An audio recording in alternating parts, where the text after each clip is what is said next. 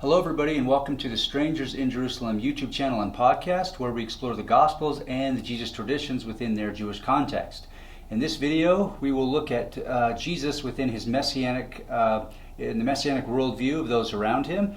In the previous two videos we traced the Messiah traditions from its origins in the Hebrew Bible through up until the time of Jesus.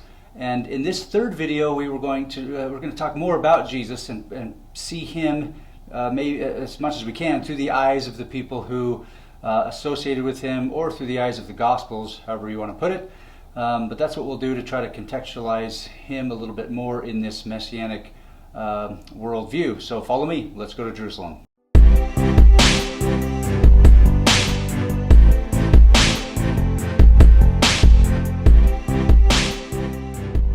One thing to keep in mind as we discuss these terms, as we have discussed them and as this discussion moves on, is that Christians today and for centuries have confused the terms Son of Man and Son of God.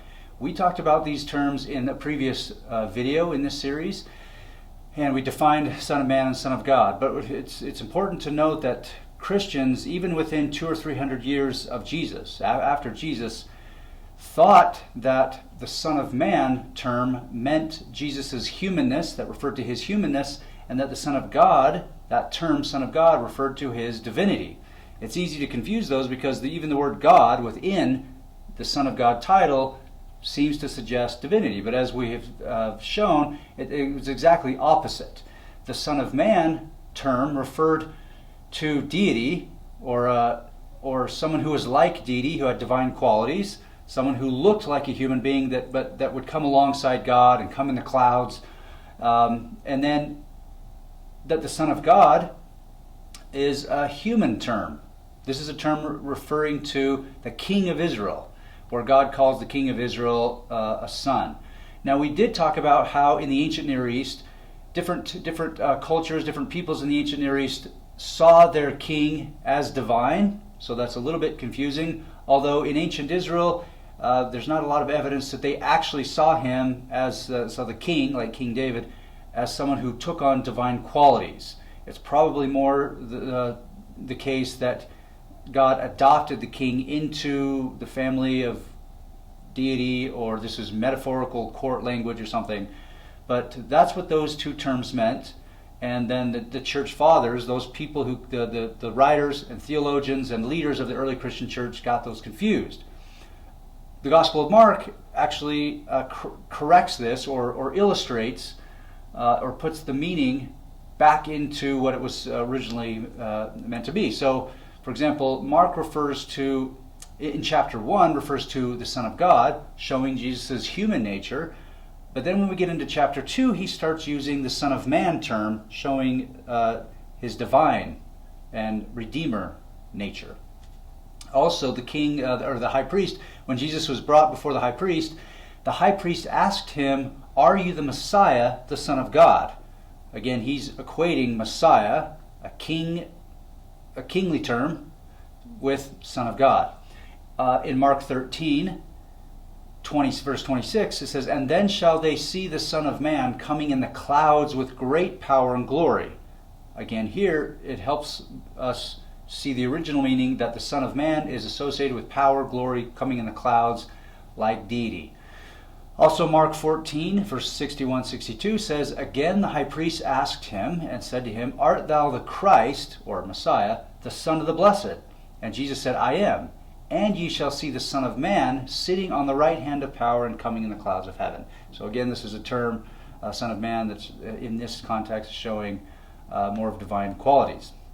Okay, so there's that. Now, another question that we need to ask, that I actually deal with my students in the classroom, is, did Jesus refer to himself as the Messiah? Is this a term that he embraced during his ministry? Well, it doesn't appear to be. Now, let me give you this data, the different data points we have in the Gospels. One time that he appears to his non-apostles, or encounters somebody who's a non-apostle, is the Samaritan woman at the well. The woman claimed that she was waiting for the Messiah. And when she said that, Jesus replied in John 4:26, he replied, I am he. So it seems that he's not, it doesn't seem, it's clear that he's outright stating, I'm the Messiah. So that there's one case where he does. Now, the other case where he encounters a non-disciple is the high priest. And when Jesus was in private communication with him, the high priest asked Jesus if he's the Messiah. Now, in Mark, Jesus acknowledges outright that he is the Messiah. This is Mark 14:61, as I showed like a minute ago. But if we compare Mark with Matthew and Luke of the same episode, in Matthew, Jesus does not respond and say, yes, I'm the Messiah. What he says is, you have said so, in Matthew 26:64. In other words, this language suggests that Jesus is saying, that's the way you're putting it. You are saying this. I didn't say that, you said it. So again, even in Matthew, he's kind of, yes, alluding to I'm the Messiah, but it's a little bit more cryptic. By the time we get to Luke, Jesus does not answer the question. Jesus says in Luke 22:67 and 68, he says, if I tell you, you will not believe. And if I question you, you won't answer. You will not answer. So in other words, he's saying, I'm not going to get in this discussion because you won't have a discussion. You won't believe the answer that I give, and then if I ask you a question, you won't give me an answer back. So you're not willing to have a discussion here about this, so I'm not going to answer it. And so here, even in this episode, it's a little bit vague. Do we take Mark, where Jesus says outright, I'm the Messiah, or do we take Luke, where he won't answer the question? Some other examples. So Nathanael, early in Jesus' ministry, comes to Jesus and he says, Rabbi, are you the Son of God? Are you the King of Israel? Again, he's asking specifically about the Messiah, because these two terms are messianic. And Jesus answers, Do you believe because I told you that I saw you under a fig tree? You will see greater things than these. Again, Jesus kind of hedges a little bit. He doesn't just answer the question, yes, I am the Son of God, the King of Israel. Also, near the end of Jesus' ministry, Jesus asks Peter, and he asks all the people who are there, who do people say that I am? What's the rumors about me? What are people saying? And then they answer, and then Jesus says, who do you say that I am? Who do you think I am? And Peter says, you are the Messiah. Now, Jesus seems to affirm that that's true, but right after that, it says he strictly warned them not to tell anyone. So even if we take this passage as evidence that Jesus embraces his messianic role, or he's outright stating, yes, I'm the Messiah, even then he doesn't want to tell anybody. So even in these few cases in the Gospels where he acknowledges that he is the Messiah, he's either alone with a Samaritan woman or alone with the high priest, or tells his apostles not to tell anybody.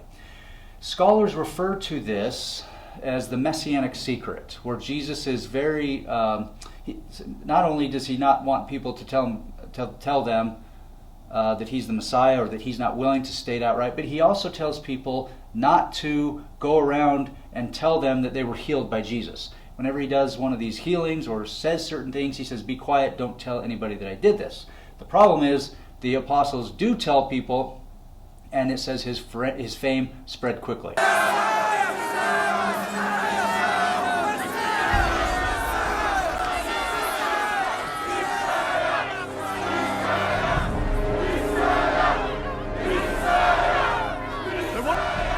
No, this is not the way.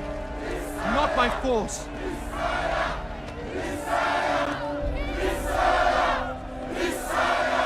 Peter? Where is he going? Quickly.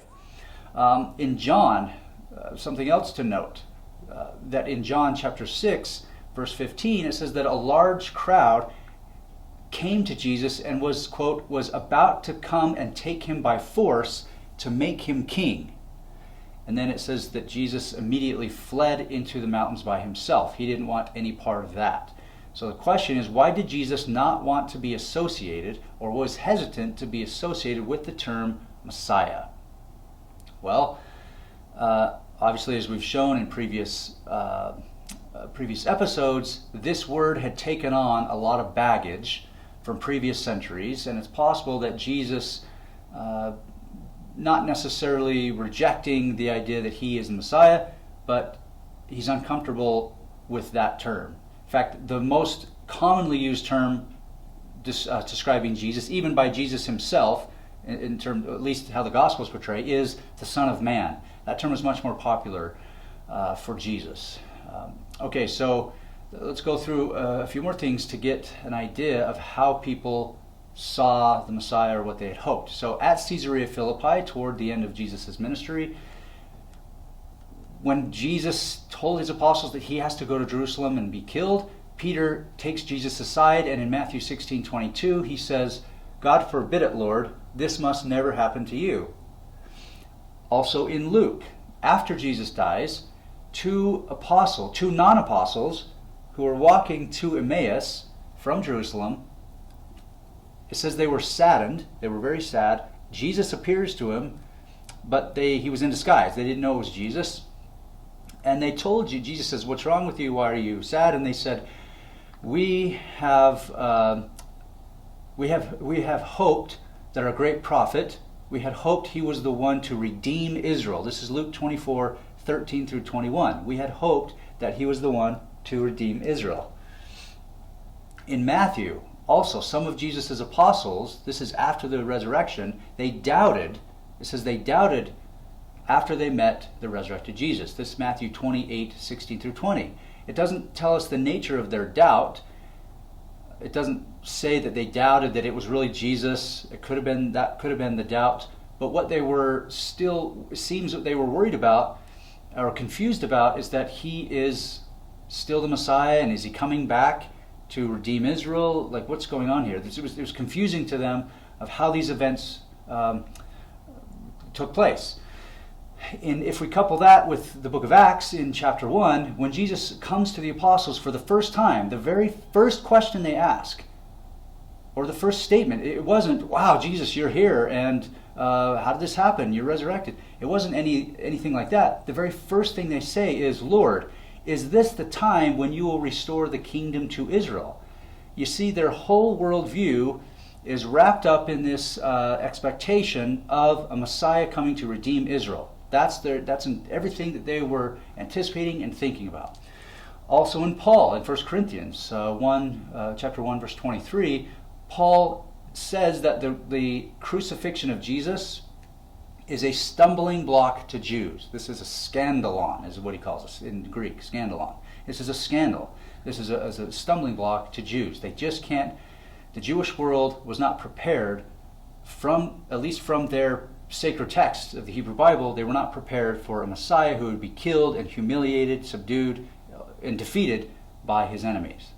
So, if another question that I have for my students is that if Jesus' identity was unclear to those closest to him, including his family, right? If you remember his family, they thought he was nuts. According to Mark, they came to Peter's mother-in-law's house. They told Jesus to come out. It says because they thought he was crazy. And then that's when Jesus sort of ignored them. So even his family some of his family members might not have been quite sure of who Jesus is, what his identity, what's his mission. So if that's true, if his identity is unclear to those closest to him, then what does that tell us about his ministry? Well, what that tells us is that Jesus wasn't clear. He didn't spell it out for everybody. And if he did, they didn't understand it. They didn't put all the pieces together. So we have to keep that in mind, and we have to, when we read the New Testament, we have to realize that there's some vague parts, there's a miscommunication somewhere, and the people around Jesus aren't putting all the pieces together. It's not because they were stupid, it's because Jesus didn't spell it out for them. Okay, so that's something to keep in mind. Okay, so also let's talk a little bit about the last week of Jesus' life. The accounts dealing with the last week and the immediate aftermath of his death are illustrative for understanding messianic expectations, both of the first century broadly and of Jesus' messiahship specifically. When Jesus entered the vicinity of Jerusalem at the end of his ministry, he went first to the Mount of Olives. By the first century, the Mount of Olives was entrenched within Jewish messianic lore. Jesus' first act after arriving on the mount, according to Matthew, Mark, and Luke, was obtaining a donkey. This was a deliberate act that was meant to highlight Jesus' messiahship. So how do we know this? Well, Matthew 21 quotes Zechariah 9 from the Hebrew Bible, and this is what it says. Tell the daughter of Zion, look, your king is coming to you, humble and mounted on a donkey and on a colt. Okay, so the king is coming, the Messiah, and he's going to be riding on a donkey and a colt. So that's a little bit strange, those two. Some depictions in the Middle Ages depict Jesus straddling two animals. They're trying to make sense of the Gospel of Matthew and then the other accounts. But nevertheless, the key word here is king. The notion that the Messiah would come riding on a donkey reflects earlier Israelite precedent. So, for example, according to Genesis 49, verses 10 and 11, the future ruler of the tribe of Judah will bind his foal to the vine and his donkey's colt to the choice vine. Again, we get two different animals, and then Zechariah picks up on this, and then so does the author of Matthew. Israel's kings, David and Solomon, also rode donkeys on the Mount of Olives in relation to their roles as king. You can read about this in 2 Samuel 16, verses 1 and 2. Solomon specifically rode his donkey down the Kidron Valley, which is at the base of the Mount of Olives, where he was anointed king over Israel. This is in 1 Kings chapter 1, 32 through 37. King Solomon's royal procession was accompanied by people who were shouting, "Long live King Solomon." Similarly, Jesus' followers held a procession for him as he rode the donkey from the Mount of Olives to the east gate of Jerusalem. This is in Matthew 21, Mark 11, and Luke 19. Also John 12. All four Gospels have this story. While this procession was happening, the crowd shouted, "Hosanna! Blessed is the Son of David! Blessed is the King who comes in the name of the Lord." So here, Jesus' followers undoubtedly had messianic expectations in mind, at least according to how the tradition has been preserved in the Gospels. Jesus' procession from the Mount of Olives to the east gate of Jerusalem was deliberate. It was based on passages in Ezekiel and Zechariah. According to these texts, a messianic figure will descend from heaven to the summit on the Mount of Olives and enter Jerusalem. This is specifically Ezekiel 43 and Zechariah 14. So once Jesus entered Jerusalem via the east gate, he cleanses the temple as prescribed in Zechariah 14:21. Jesus' activities are similar to the three-part structure in Zechariah 14, referring to the future divine messianic figure. So in Zechariah, number 1, the first stage is the Messiah arrives on the Mount of Olives, comes from heaven, touches down on the Mount of Olives. After that, he pronounces judgment on Israel. And then stage 3, he enters Jerusalem and cleanses the temple. So Zechariah 14, it seems, might have served as a type of guide, like a guidebook, to Jesus' messianic activity on the Mount of Olives. Cleansing the temple was an act of rebellion that set Jesus on a collision course with the temple establishment and Roman authorities, who saw him, probably like other messianic figures in the first century, saw him as a rabble-rousing Messiah aspirant who must be punished, must be silenced. Jesus also pronounced judgment upon Jerusalem multiple times during the last week of his ministry. While on the Mount of Olives, he said to Jerusalem, "These days will come upon you when your enemies will set up ramparts around you and surround you, and hem you in on every side. They will crush you to the ground, you and your children within you, and they will not leave within you one stone upon another." This is Luke 19, 43 and 44.